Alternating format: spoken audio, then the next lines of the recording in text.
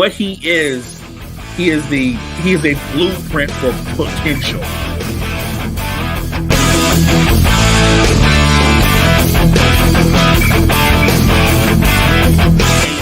Talk about all these big games he had. Like, what big game? What did you do? What?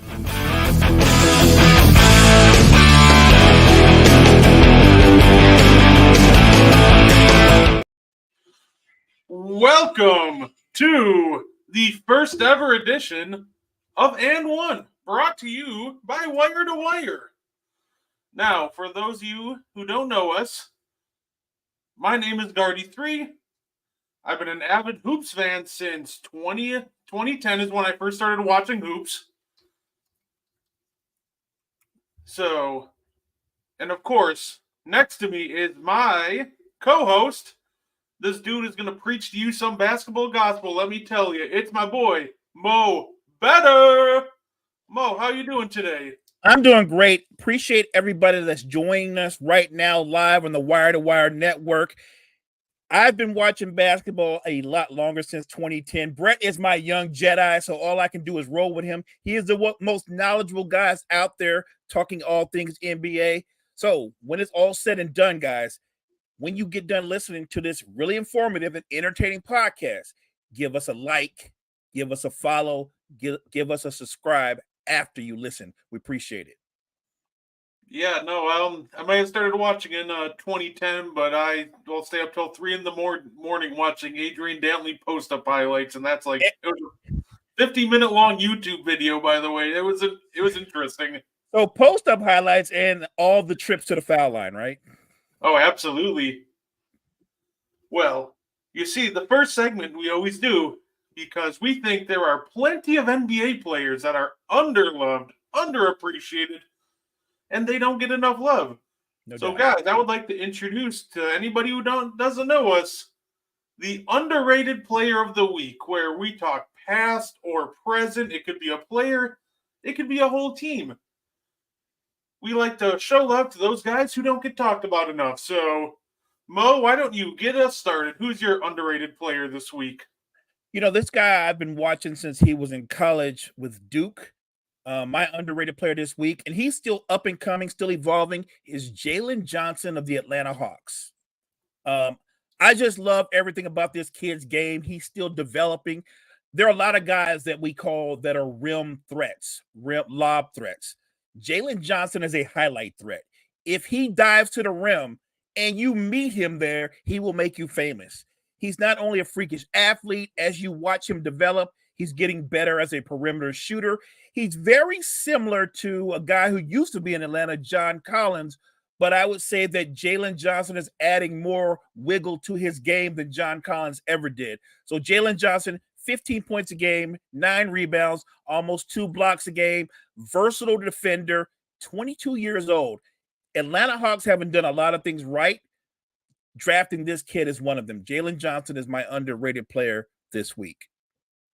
You know, Jalen Johnson was somebody that I've mentioned before. He was somebody that I was really worried about because I thought he'd do better in a motion kind of offense, not necessarily a Trae Young heliocentric offense. But he's absolutely thrived in the Atlanta Hawks system. It's not something I expected. I know how talented the kid can be. And I've always been really high on him. But the fact that he's exploded in a system where I didn't think he would, more power to him. Brett, let me give you a player comp. In the right system, because they play a lot more ISO ball. But if he was in a more up-tempo system like you talked about, Jalen Johnson is the modern-day Shawn Marion. Oh, I love me Shawn Marion. No, well, you know what? Actually, my underrated player was a Shawn Marion teammate, so you just set me up with the perfect lead-off to that. I love it.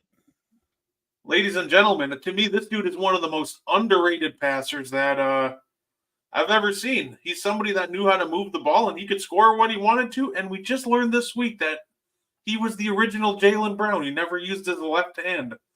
I'm talking about Boris Diaw. Oh, wow. Okay. So, I don't know if anybody saw, he was in the news this week. Apparently, he said he never used his left hand to score any of his points, so he's the guy we should be making the left-handed jokes about, but when I watched Boris, I thought he was perfect for that San Antonio team. This is a guy who was a perfect connecting piece. He was always willing to make an extra pass, and he could make passes from all angles. Not to mention, when they needed him to, he stepped up. Even when you go back to playing with Steve Nash over in Phoenix, he stepped up in the playoffs, and he had a series. I can't remember which one off the top of my head. He was averaging 21 a game. He was the leading scorer in the series. So that was the year that Amari was out. People forget that Amari Stoudemire was injured, was out the entire season. They plugged in Boris Diaw, and again, this is where I tell people that Steve Nash, he's not overrated, he's underrated. They plugged in Diaw, who was an unproven commodity, and he averaged Amari Stoudemire-like numbers. Look, I know we're talking about Diaw, but that is as much about playing with Steve Nash as anything. Boris Diaw, I actually think that Steve Nash rubbed off of him because he became a better passer throughout his career. When he went to the Spurs and he was a veteran then, you're right, perfect piece. He didn't always get the assist, but I would say he got the hockey assist because he kept the ball moving, and he was an effective scorer in the restricted area when he needed to be. yeah, a lot of people look at his low assist numbers, and that's always my argument to them, because I've had that conversation with a few people. I'll be like, dude, he may be like the all-time greatest player if we were ranking them by hockey assists. He might be number one in that category. I like that. Because he wasn't the guy to get the assist. He was the guy to swing it to the guy who got the assists. And then, of course, we're talking about the Spurs. That's always a great time, but guys, it is also something we like to do here.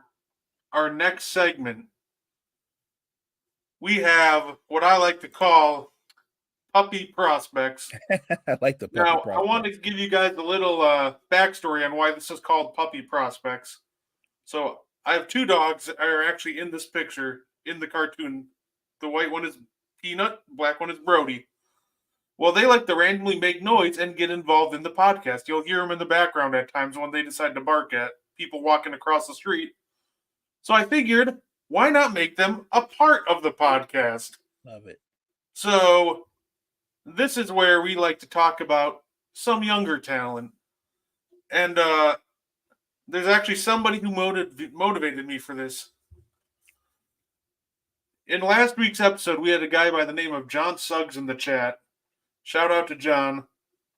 He said that a gentleman by the name of Zach Rachir, he's French, he's an overseas prospect, is going to be one of the best defenders in this class. So this is the gentleman in question. And because John had to do this to me, he told me that, and of course, naturally, I had to go watch film like till 4 a.m. for like 3 days straight after that of him. Mo, from what I saw, I just want to put him in the spotlight because I think this kid, he's going to be a great 3-and-D threat for somebody. He's going to be in the league for a long time. This kid, he's got a nice shooting for him. He is going to be one of the best defenders. I can absolutely see he's active on and off ball. The question with him is, can he create his own shot? He's really rough at doing that. But I just wanted to show him some love because I think John Suggs was right. So shout out John in the chat. This kid's going to be a 3-and-D threat for years to come in the NBA. Is he a wing or is he he looks like he might be a wing or something like that. Yeah, he's a bigger wing. He looks long, right? Mm-hmm. Yeah, he's long. He's very intelligent. He's always in the right spot. He's never late either. So, just the little things that you kind of like to see from just the little things like that you like to see from your young players. Where does he project? Do you think he's a first-round pick or is he a sleeper pick?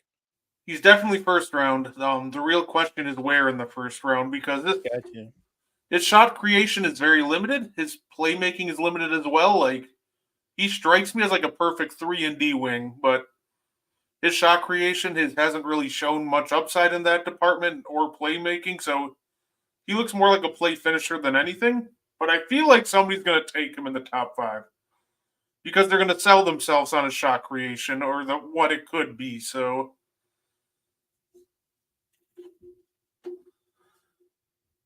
But that is my prospect of the week.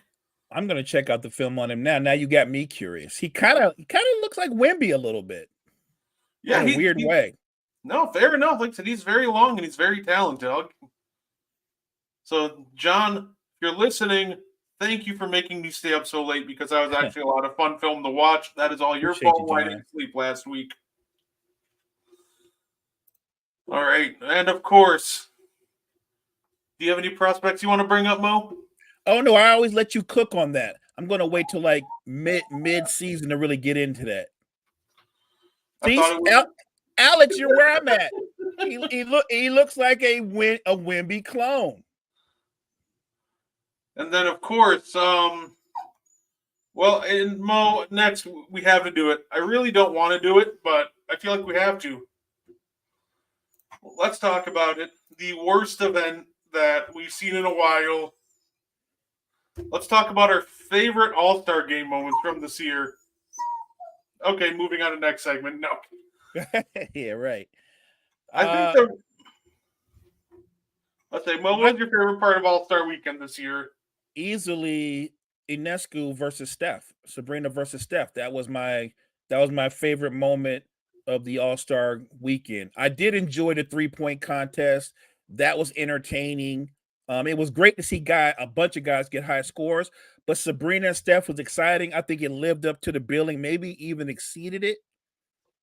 For me, I could have stopped there, knowing what I knew was coming in the slam dunk, knowing what I knew was coming in the actual game. But no, actually, I didn't know what was coming. I knew the game would be bad.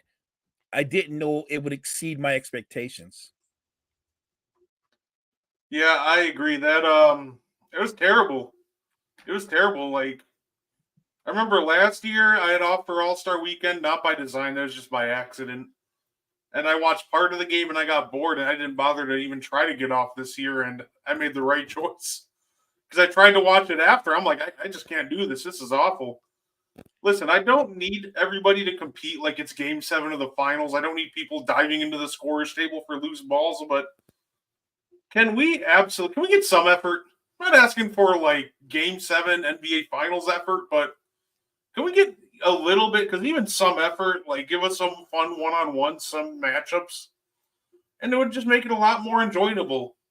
Sabrina versus Steph was absolutely phenomenal as well. Shout out to Sabrina for keeping up with Steph. She almost had it. Steph had to hit it came down to the last 2 balls, and she had one really bad rack. Had she not had a really bad rack, he would have had some problems. But yeah, I was really impressed. Look, it makes the story worse when you realize before the actual All-Star game, Larry Bird, Dr. J, they went to the All-Stars and spoke about them having a competitive game, being competitive. So you're spoken to, you're having a conversation by 2 iconic players telling you, hey guys, let's go out there and really go for it.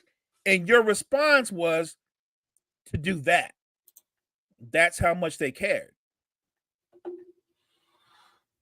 yeah, it is brutal. Like I do miss the days where, you go back and you watch like the early 2000s, you watch Kobe trying to bust on everybody, because the dude wants to prove he's the best. You watch MJ try to prove he's the best among the best. So it really makes me miss like those earlier All-Star games where they actually competed, or even even 2020 All-Star game, right after Kobe passed, they had that really competitive All-Star game at the end in the 4th. It actually really makes me miss Kobe. It makes me miss Kobe. And the thing that was frustrating as you're watching this garbage show is the MVP is Damian Lillard. The name of the MVP, it is the Kobe Bryant Award. Look, if Kobe were alive, rest his soul, if he were alive, he would not give Damian Lillard or anybody that played that game his award. He would just take it and go home. The fact that it's named after Kobe, and if you knew what Kobe was about as a competitor, how he went for it, you dishonor his memory with that type of effort. That's embarrassing. Really. That was sad on another level. It just made me sad, and it made me miss the kind of competitor that Kobe was. And we talked about this on the morning show. I lay a lot of this blame on Adam Silver, but I also lay some of the blame on the face of the league. I lay some of it on LeBron. I do think it's some of his fault. They follow your lead. They take your cue. You're the guy. And if anybody could get the other ones to play hard, it would be you. And I'm not saying, look, LeBron's 39. He don't have to play hard the whole game. But what if he just played hard for 5 minutes and competed and got everybody else motivated? Like, yeah, this is what we're doing. We're actually going to guard each other. We're going to actually compete. They would all follow his lead. And that doesn't just stop with him. Look at Steph. Look at Luka and Joker, who are both elite players. They're walking up and down the court. They're having conversations. They're joking. They're moving at less than layup line speed. That's how much they were invested in competing. It was just sad to watch. And everybody says, how do you incentivize them to play harder? I feel like because of their brands, because of the money they already make, they should already just go out and compete hard now. We obviously know more money won't make them play harder. And I feel like if they're not going to play harder, much like the Pro Bowl in the NFL, then do away with it. Get rid of it and come up with some more entertaining competitions. Look, do some kind of contract with Ice Cube and the Big Three. Maybe bring in the best team, the champion of the Big Three, and have them compete in a 3-on-3 tournament with a mixture of a couple of NBA players and a WNBA. Do something creative to bring the fans in. I heard people suggest a one-on-one tournament, but let's keep it 100. These guys are too afraid of the prospect of losing and hurting their brand. They would never play a one-on-one tournament. If you want a real one-on-one tournament, then you're probably going to have to invite some G Leaguers to compete. Yeah, nobody would want to do a one-on-one tournament, although that would be fun to see.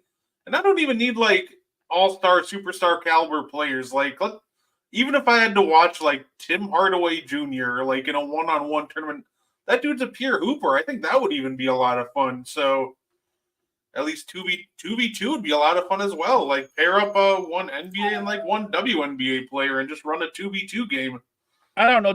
How about take the top reserves? Take guys like Russell Westbrook, who comes off of the Clippers bench, and the top other reserves around the league, and maybe do a 2-on-2 or a 3-on-3 tournament with just the top reserves. That way, you can also include those guys into the All-Star game functions, into the whole festivities. Because let's be real, the All-Stars love the accolade. They love being known as an All-Star. They love being known as an 8 or 12-time All-Star. What they don't want to do is they don't want to play in the actual game. So let's find different ways to entertain your fan base than putting out a glorified 2.5-hour layup line. Yeah, I saw Jalen Williams was the one that also mentioned a one-on-one tournament. I'm like, come on, Jalen, let's make it happen. Everybody would love it. It's never going to happen, but I think Jalen Williams would give people work in a one-on-one tournament. Like if you don't know Jalen Williams, if you haven't seen him play, here's the interesting thing: a guy like Jaylen Brown would sign up to play in a one-on-one tournament. But I don't know how. I don't know if Jaylen Brown wants a piece of Jalen Williams one-on-one. No, Jaylen Brown was another interesting piece of All-Star Weekend to me. And listen, if I get it, if you don't think he deserved to go to the finals, I understand that completely. But I also think a lot of the Jaylen Brown criticism, like them booing him after every dunk, is a little unwarranted. And to me, that's not the reaction you want to give to somebody like Jaylen Brown, because we want to try to get more All-Stars to get into the dunk contest, to get into these competitions. If they see someone like Jaylen Brown going out there and getting disrespected every step of the way, that's going to, disincentivize them even further. So Jaylen Brown, I thought, was interesting because I get it if you don't think he should have made the finals, but I also think that a lot of the reaction towards him was just completely unwarranted. And booing him the way they did, Brett, you're spot on. You've just guaranteed no star will be competing no time soon in the slam dunk competition. That these guys are concerned about their brands and things of that nature. and the idea of losing, even in competition, they think it's somehow going to hurt their brand. And I look, that might apply to guys who are at the very top, but what if you're somebody like Donovan Mitchell, who's a great player, but I don't think if Donovan Mitchell lost in a slam dunk competition, it would hurt his brand. I think it might elevate his brand the same way it elevated Aaron Gordon's brand when he was robbed or lost to Zach Levine. It elevated his brand. What I want them to do is not be afraid of competition, not be afraid of the wrath of social media. Just go out and compete the same way you did after school, the same way you did after practice. Just compete. That's all. And the best guy will win. I give Jaylen Brown a lot of credit because he showed up when other stars didn't show up. And I'm with you. I don't think he should have went to the finals, but that's not on Jaylen Brown. I'm looking at the judges and I'm like, do all of you need your glasses checked? Because I know you're a little older. Do you all need your glasses checked or get your prescriptions redone? The judges were horrible. They were next level horrible with their scoring. So look, the slam dunk, it wasn't saved last year by Matt McClung. What he did was he breathed a little life into something that is still dying. What he did was he extended what was going on life support. But this last round, it is fading fast. And I don't think it's going to get better until you can get bigger names to not be afraid to go out and compete. Yeah, no, I agree, and maybe I think Alex has a great idea there. Maybe if it's like a game of horse, they'd be more welcome to competing because that's a game where you could take a lot less risk. But yeah, it feels like that after we had that all-time classic of a slam dunk contest in 2016 between Gordon and Levine, it all started falling apart after that because they kind of already broke your imagination. There's not many dunks you can do to follow that one up. So, And look, let's be realistic. There's only so many dunks in the world, right? Like now everything is some kind of dunk where you take it out of somebody's hand or they throw it off the backboard off the other side. I mean, at some point you do hit a wall where there's not much to do. And maybe the horse idea is more entertaining. Although I'll tell you what, if you did it like horse, it would definitely speed up the slam dunk because a lot of guys aren't going to be able to follow other guys. It's just as simple as that. I just think that Silver needs to get together with the powers that be and try to find out more creative ways to make the overall weekend entertaining. Look, you heard the broadcast, right? You heard Kenny Smith and Reggie Miller kind of going back and forth because Kenny was like, oh, no, the slam dunk is still the signature moment. And Reggie was like, no, it's the 3-point contest.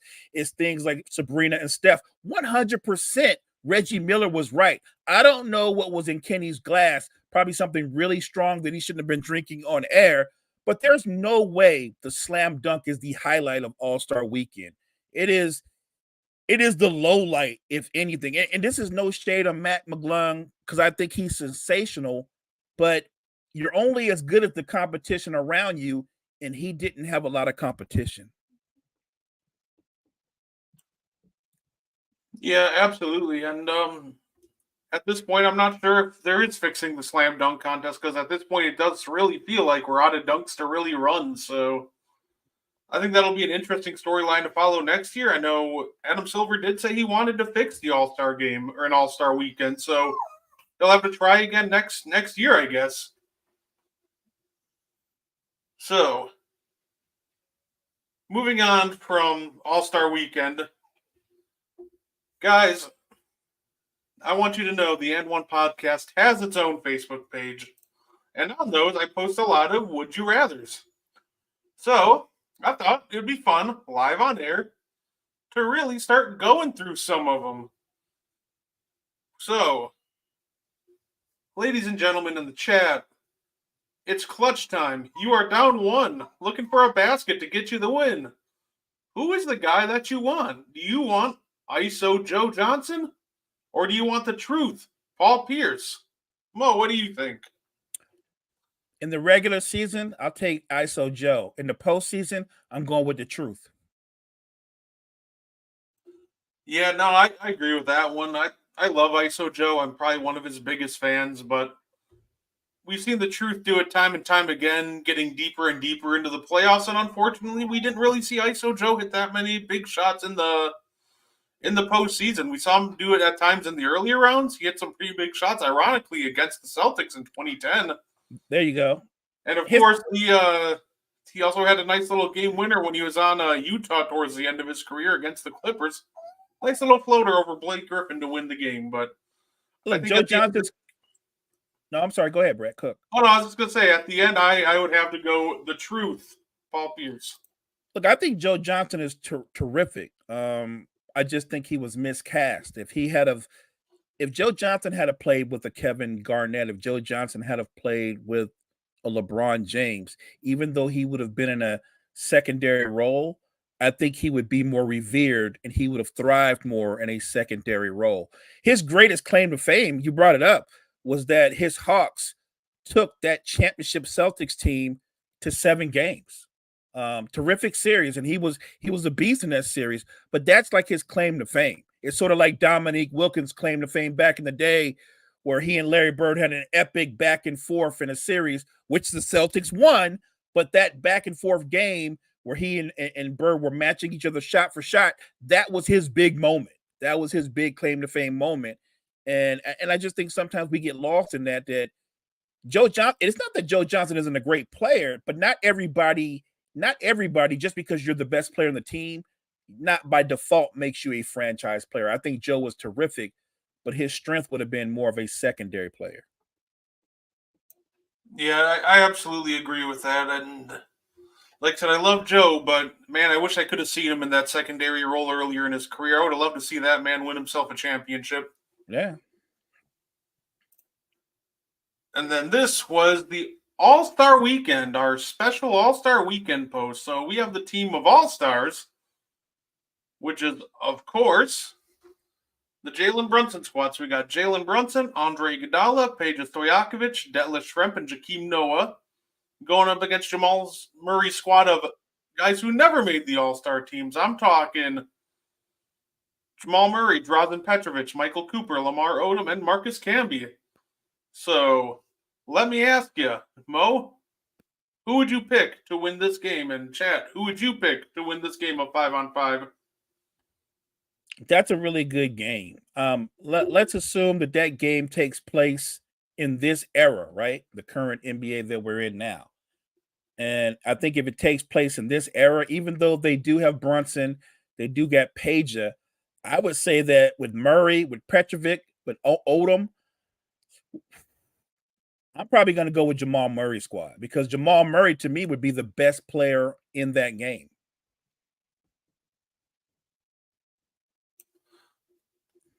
And I love Brunson. By the way, nobody advocates more for Jalen Brunson than me, because I think he's a natural winner. But you're putting him on there, and you're saying in that moment, would Jalen Brunson outshine Jamal Murray? When Jamal Murray can cook and he is the de facto number one option, he's a different animal. Now you're talking about a guy that's going to drop 30 or 35 on your head. That would be scary to watch. I think Detlef Schrempf would be a problem for Lamar Odom in a matchup. I think Peja, unless they set a lot of screens, he's not doing anything against Michael Cooper. Iggy might shut down Petrovic. Like I said, it really is going to come down to Murray, Brunson, Camby, Noah.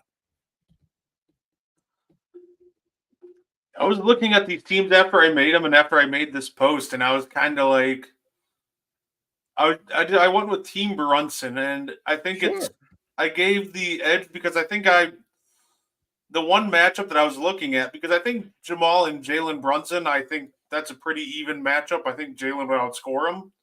But I do think Jamal Murray is actually a much better defender than people give him credit for. I think Jamal Murray is a better shot creator. His shot creation ability, Jalen Brunson is nice. I don't think he has Jamal Murray's shot creating ability. The biggest edge that I was looking at, and I'm like, ooh, that's a pretty big playmaking edge at center that I ended up giving Jalen Brunson. People don't know that Jakeem Noah, he knew how to move the ball. So Iggy, he's also a very good playmaker. So I think it did pretty good balancing, but I'm going to go with think I'm going to go with Team Jalen Brunson, and I think I may have given a little too much playmaking to his team that for Team Jamal Murray to overcome. It'd be a good match. Well, don't forget, Lamar Odom played point forward throughout his career, so he's a playmaker. And if you're putting an all-NBA defender like Marcus Camby against Joakim Noah, he's not going to guard Joakim Noah. He knows he's a self-check. So I think that kind of negates Noah's ability to pass because he can't shoot and he can't score. So I really, like I said, I think the game literally would come down to the point guards and the bigs. And I don't think Noah's better than Camby. I would say if you look at their careers and their productivity, Noah won a Defensive Player of the Year award. I'm not sure Camby won it, but numbers-wise, Camby is a much better basketball player, much more athletic. I get why people would give it to Brunson. Brunson's an all-star, but that's because Jamal Murray is just a victim of a crime. He's a victim of a crime because he plays in the Western Conference. Because if he was in the East, you'd be hard-pressed to leave him off of the Eastern Conference all-star team. So I got you. Like I said, I like Noah, but I would take Jamal Murray's squad because I think Jamal Murray would be the best player on the floor. I think the most underrated thing that this game would come down to would be who can navigate screens better defensively. That's what it would come down, because if you guard him straight up, Iguodala's going to shut down Petro, right? Unless he comes off screen. And I'm thinking if Marcus Camby is going to drop back on Noah, then they're just going to start spamming dribble handoffs with Jalen Brunson. And if Jamal can't get around those screens or Cooper can't get around those screens against Peja, they're just going to start lighting it up from deep. I hear you. Look, I think Murray and Camby will go two-man game the whole game. And Camby dives to the basket. You can either react to it and go under. Jamal Murray is going to raise up that jump shot's money. If you go over, Jamal Murray is going to attack the basket. That's money.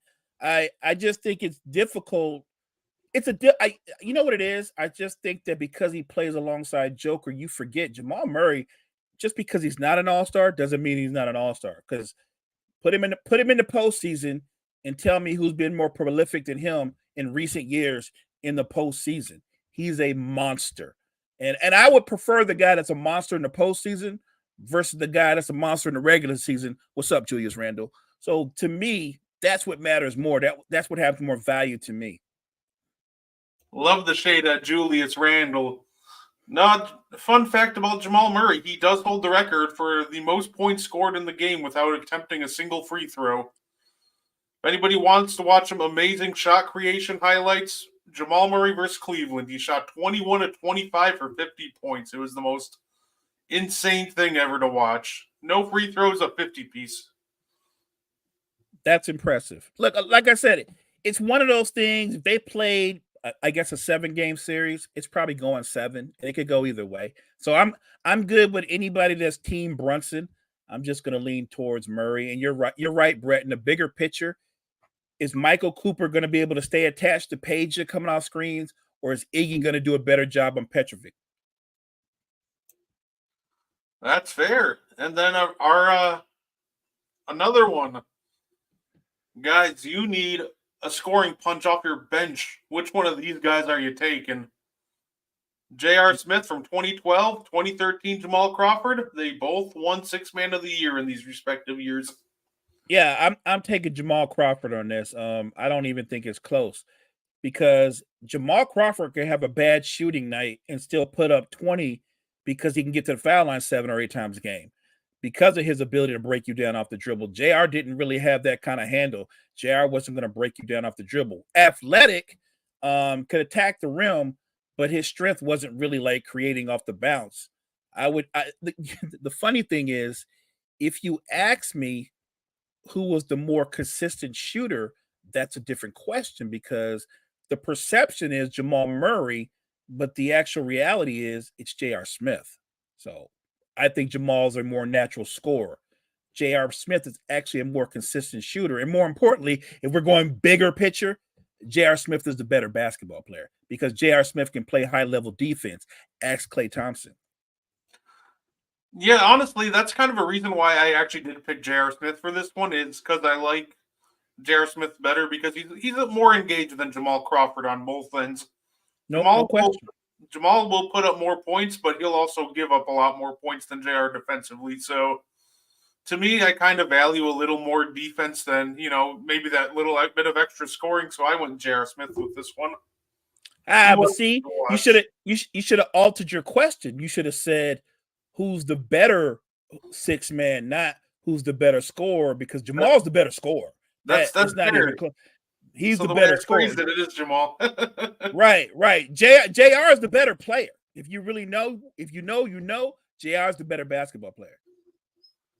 Yeah, absolutely. I can agree with that.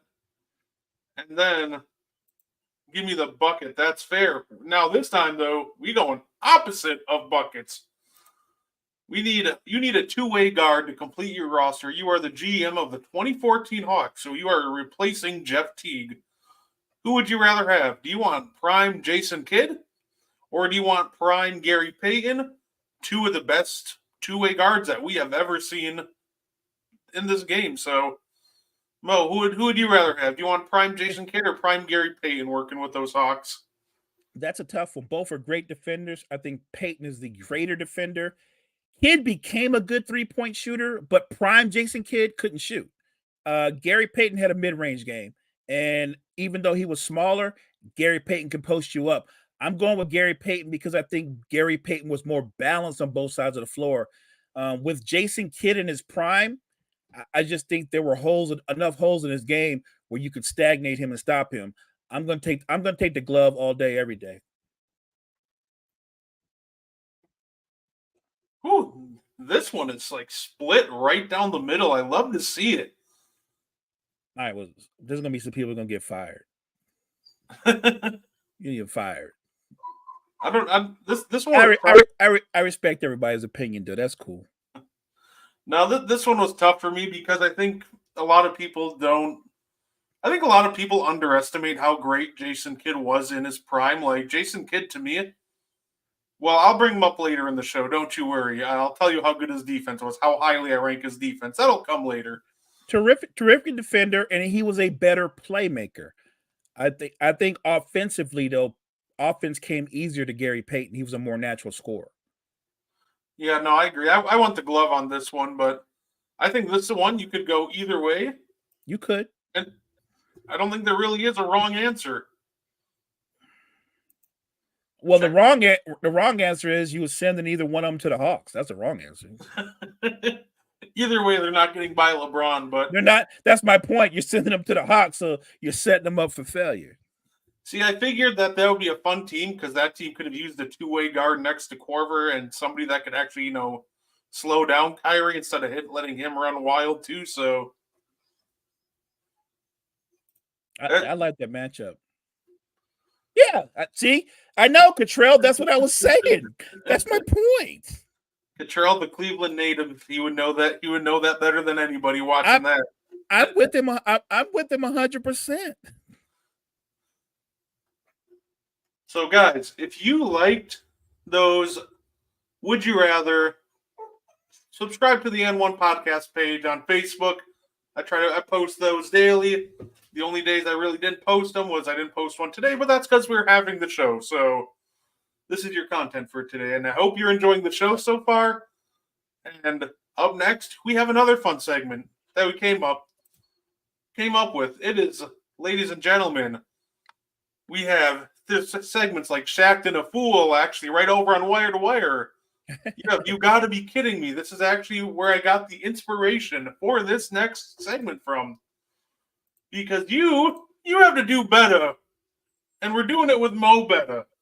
And we're going to tell you who needs to do better. So, Mo, this is your segment. Would you like to go first, or would you like me to go first? You cook, and I'll go after you. Okay, man. I hate to do this, Mo. I hate to do this. But Doc Rivers and the Milwaukee Bucks have to do better. I feel like Doc Rivers is already writing excuses when we get knocked out of the first round by the Pacers. Like, this dude already has them lined up for months in advance. This is absolutely despicable. I hate this so much. I want to be confident going into the playoffs, but we got Doc making excuses. Guys, we lost the game because it's the altitude. It's the traveling. So, Doc, you've never been on a road trip? Are you telling me you've never traveled before to play games? It's the injuries. Everybody's sore. Yeah, it's the middle of the season. Everybody is sore. Doc, you have to do better. I'm tired of the excuses already. He's been the coach for like 11 games, and he already has 15 excuses. And Doc also is killing it with the revisionist history. Oh, I told Kawhi that he should have, waited on SGA. Yeah, of course he did. Of course he did. I told the Bucks management, why are you doing this with Adrian Griffin? I'm sure you did stick up for Adrian, Doc. This dude he stuck up for him so much, Brady took his job. Right. It's killing me because it's either excuses or revisionist history with Doc Rivers all for the past week. But I'm going to focus on the excuses, and he's just got to do better, Mo. He's just got to do better. Look, for me, the franchise has got to do better as the Brooklyn Nets. The Nets, I believe, are 21-33. And look, they just fired Jacque Vaughn. And I know they're coming off of getting destroyed by Kyle's Boston Celtics by 50 points. But Jacque Vaughn got torpedoed into a situation where he was set up for failure. I'm just talking about the bad trades, the roster construction, just the environment. Sometimes you talk about culture. The Nets culture is a losing, it just reeks of losing and failure. And I think that starts in the front office. I think the same way Jacque Vaughn got sent packing, if the Nets are going to get better, they have to get rid of Sean Marks. They have to move on from Sean Marks. Look, I'm a fan of Mikal Bridges. I like Cam Thomas. I like Cameron Johnson.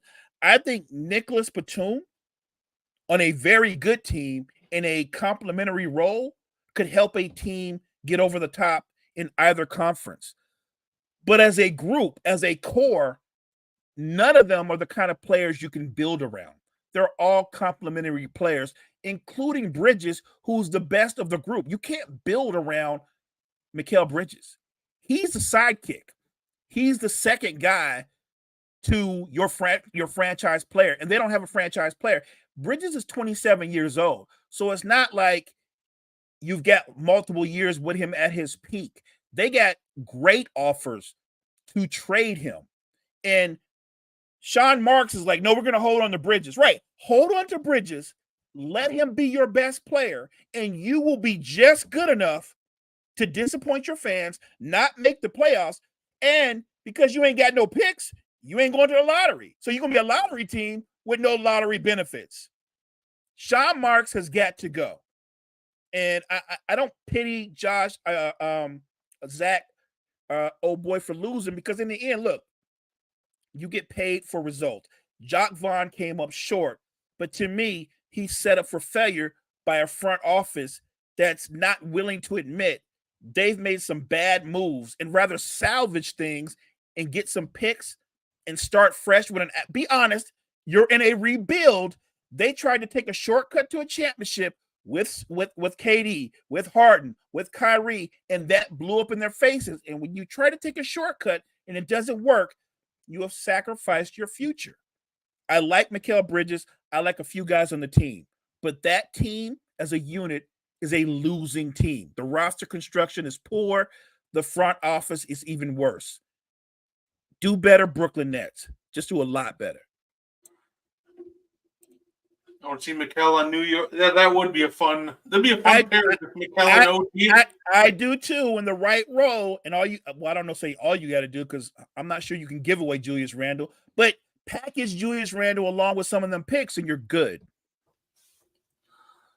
Yeah, I think the most confusing report of the weekend by far is when the report came out that Mikal Bridges was unhappy because Jacque Vaughn built the offense around Ben Simmons this year.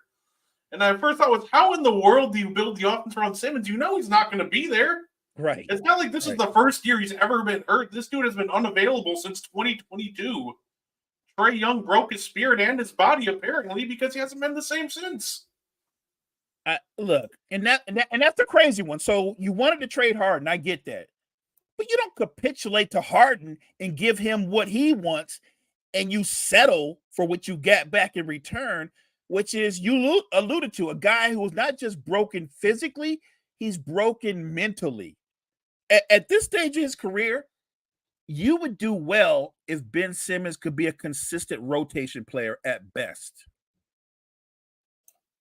Randall for Cat would that would be actually a pretty fun one. I think Why? Minnesota. Why would Minnesota do that? Goddamn it! Why would you do that? I think in a three team trade you can reroute Randall and get some good pieces. But no, I'm okay with that. I like Cat in New York. I think he would fit there well, especially playing off of Brunson. Could you imagine Cat and Brunson in a 2-man game? I love all that. But if you're Minnesota, you're bringing in Randall, who in a lot of ways to me is a worse version of Cat. Like, why would you bring in Bizarro Cat? I wouldn't do that. Because Cat and Go, that is valid. I think they've been playing much better together this year. They're in first place in the West. They've shocked me. They've done well, but I would promise you this: Cat and Randall and Gobert will work much worse, because Randall doesn't play defense and he's a black hole. When he gets the ball, you ain't getting it back. It ain't coming back. The ball doesn't move. Like that wouldn't work. Anthony Edwards would demand a trade if he had to play with Julius Randle. Say Julius Randle has the playmaking mentality of like prime Carmelo Anthony. That thing is going one direction, it's going right towards the basket, and there's nothing anybody else can do about it. Right. And look, I get it. You have to move somebody, because let's be honest, you couldn't give away Gobert, not for the money that he makes. So Gobert's not going anywhere. Matter of fact, he might be there for the next decade. I would say this: I'm surprised how well they've worked in the regular season, but I remain skeptical that they can take what they're doing in the regular season and that's going to work in the postseason. Yeah, no, I agree. I don't think they go very far in the postseason, but they've been a fun story so far this year. So I'll give them all the credit in the world for that. Sidebar, everybody out there that's listening to the show, and we appreciate you guys so much that's listening to us on the Wire to Wire Network. Brett, my sidekick, my guy, the host of this show is a huge Rudy Gobert fan. So don't slam Rudy Gobert too much, because Brett will explode. He's a big Gobert fan. I'm not so much. I think Rudy has value. He don't have value of 4 number 1 picks. That I'll never get over. But that's on Minnesota. Look, I think ultimately you judge Minnesota on what they do in the postseason.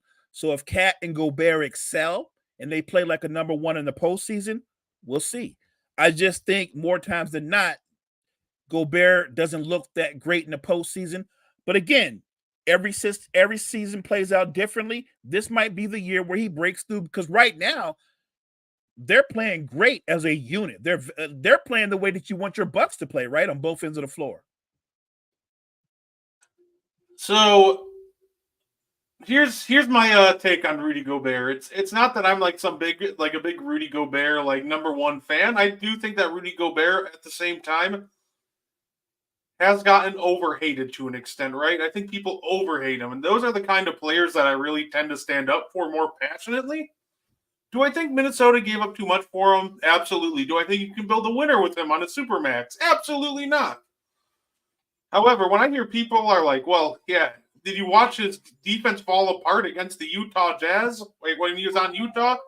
That's kind of where I get a little like defensive, because I'm like, dude, did you see who he's paired with on defense? Jordan Clarkson, Donovan Mitchell, Joe Ingles, none of those guys can defend anything. So to me, it's not that I'm a huge Rudy Gobert fan. I do think Rudy Gobert has been overhated, because I do rank him very highly as a defender. He's a very good rim protector, and he does offer a lot of value. But I do think that he's overpaid. Puppy picks. I love it. No, look, I understand where you're coming from. And look, it's not that I don't think he has value. I just think that the Timberwolves overvalued him. I look at it this way. For me, it's simple. Do you think Rudy Gobert can be the second best player on a championship winning team?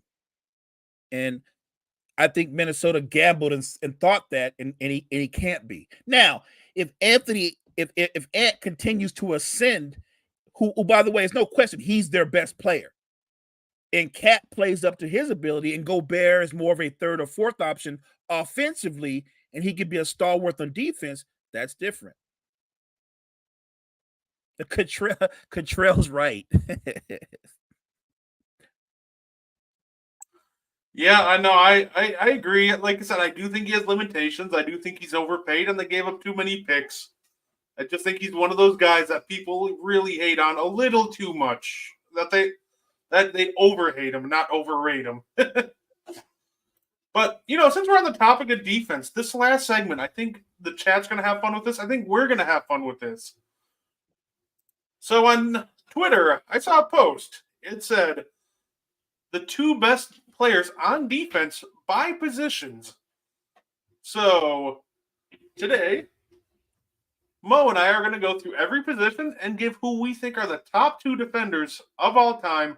Now, I do want to say that I went once again post merger, so I kind of went 78 and above. So I'm going to honorable mention Bill Russell and Wilt, because that's just a really hard era to really judge. But so, ladies and gentlemen, let's do it.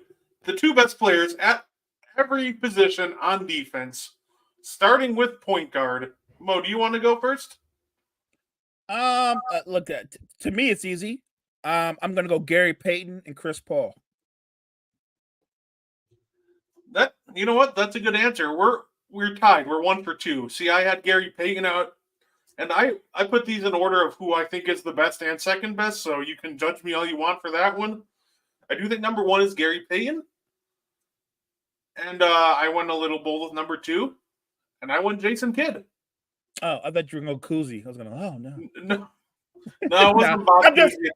I'm just messing around. I know we did post merger. Look, I would have had Jason Kidd third. He would have been third, but I'm not gonna kill anybody that has Jason Kidd there. I just think that Chris Paul is underrated, not just as an individual defender, but what he does to post players when they go into their moves. He is the best guard at digging down on post players, probably in the history of the NBA.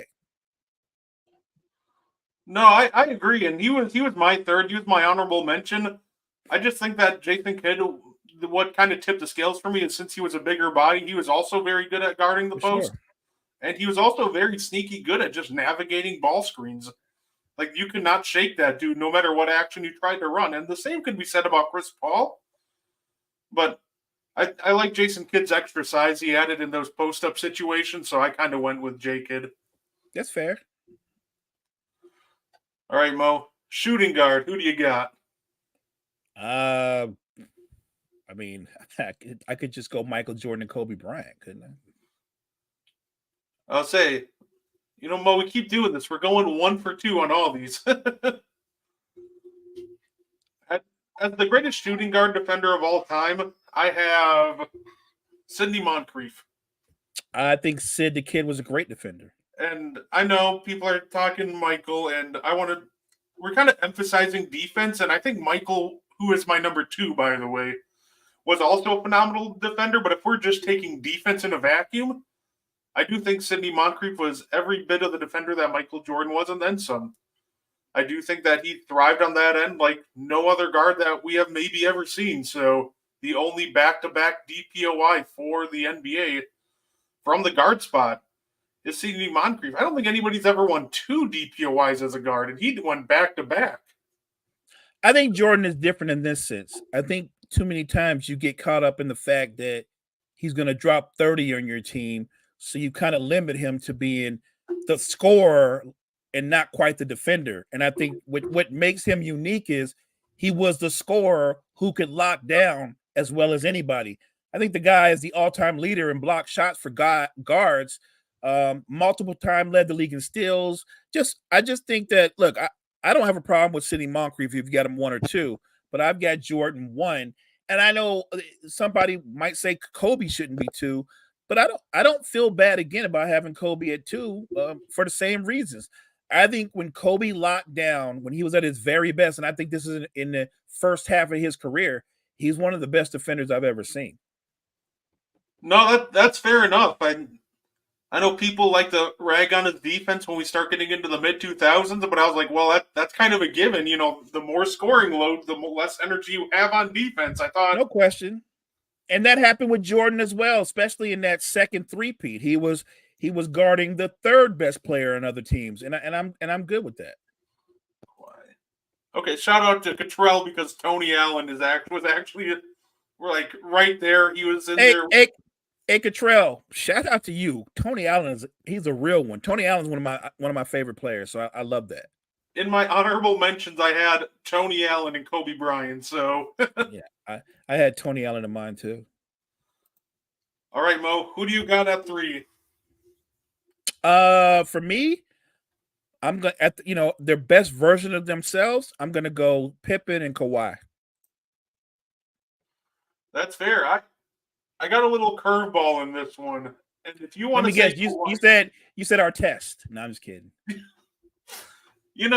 went Thabo Sefolosha. No, that's what I knew you was joking. But yeah. So at number 1, I have Scottie Pippen. I think that Pippen was just an absolutely perfect wing defender. This 2 spot was an absolute tough one because I wanted to go Kawhi, and I think I could still go Kawhi. But there's another guy, and I don't think he had the nickname Secretary of Defense for no reason. And most of his prime came after the merger. So, ladies and gentlemen, at number 2, give me Bobby Jones. That's a great pick. Bobby Jones was a phenomenal defender. Look, here's the thing. If you're not caught up in scoring, sometimes you can lose sight of some of the greater defenders. I had Bobby Jones and Michael Cooper as my honorable mentions. I think Michael Cooper could guard anybody. He was terrific. Like, he was the guy that would come out of nowhere and meet the big man at the rim for the Lakers. So look, I have Bobby Jones and honorable mention along with Michael Cooper. But I love your selections. Like I said, that's terrific. Who? Did he say Braun? Stop. Braun and Kawhi at the 3. Oh. Showing your age, Cottrell. I love it. I love this. All right. Mo, power forwards. Who you got? Kevin Garnett. I would go Kevin Garnett. Here's the tricky one. Is Tim Duncan a power forward or what? You know what I'm saying? Yeah, I put him as a power forward for my list. So then for me, it's easy. I look at the versatility of Garnett is unique because he could guard you in space, then he could retreat back to the rim. So I love KG. I think Tim Duncan is a great defender, although it's more of a low post defender. I'm gonna throw a curveball because I've always viewed Tim Duncan more as a power forward, or I'm sorry, as a 5 than a 4, right? But the guy who I thought was terrific, and he kind of went back and forth between the 4 and the 3 was Rodman. So I'm gonna go Kevin Garnett and prime Dennis Rodman. And prime Dennis Rodman, for anybody that's listening, it's not with the Bulls. He was terrific with the Bulls, but the best version of Dennis Rodman was with the Pistons. Yep. There's a reason that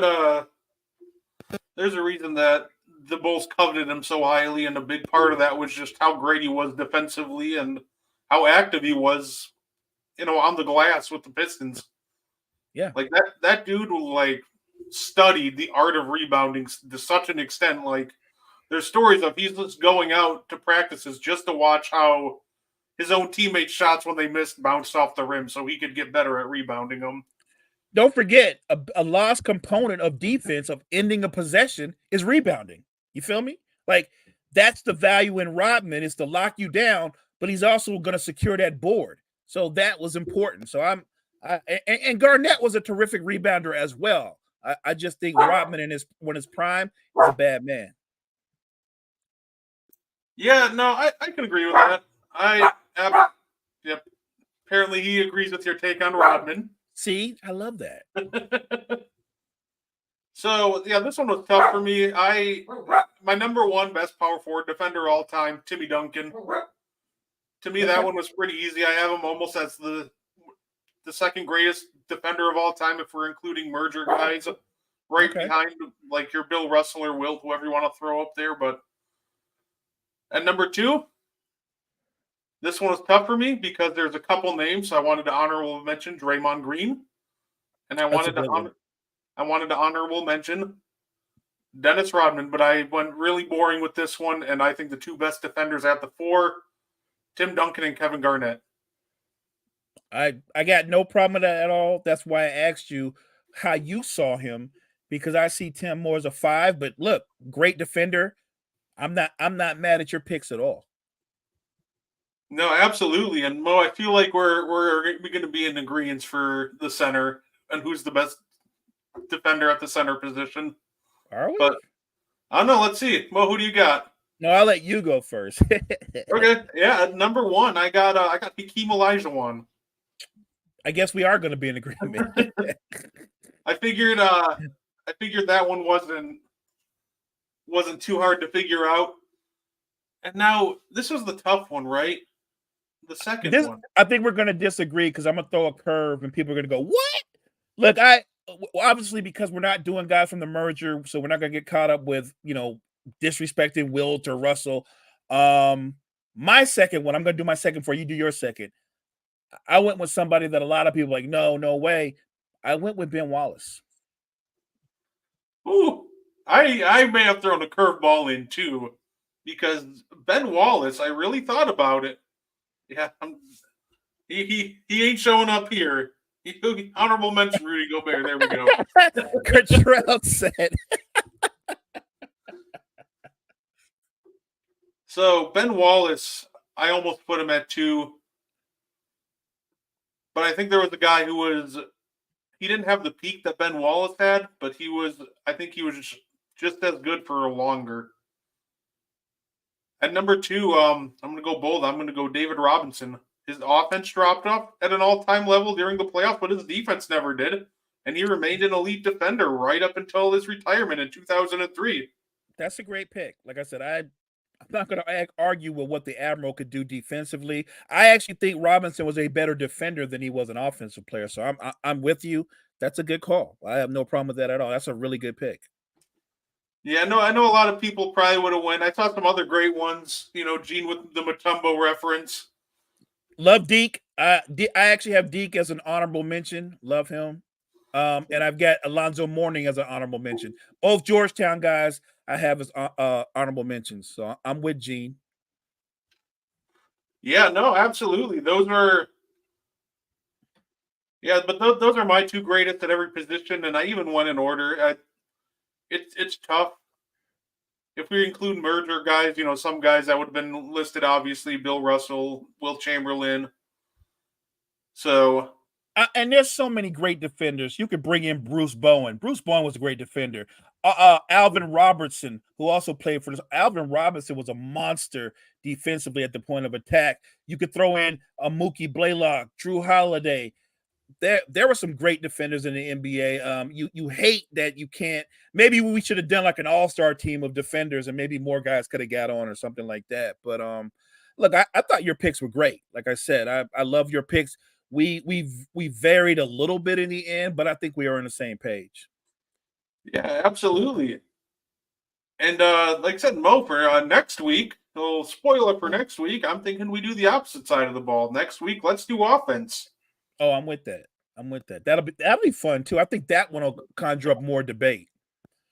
Ben Simmons.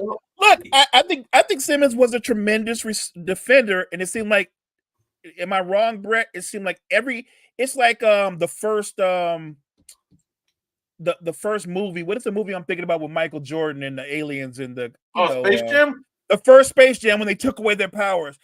Ben Simmons, I feel like all Ben Simmons' powers got taken away from him in the Atlanta series.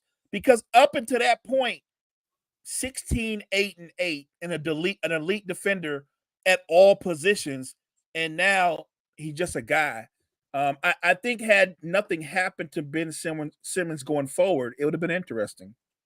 Nobody was happier than Doc Rivers probably when that Ben Simmons thing happened, because that man's always looking for an excuse to get out of things. And once he saw Ben Simmons pass it, he had a scapegoat, which is why I think he was so quick to jump on him in that post-game presser. Can he be a franchise point guard? I don't know.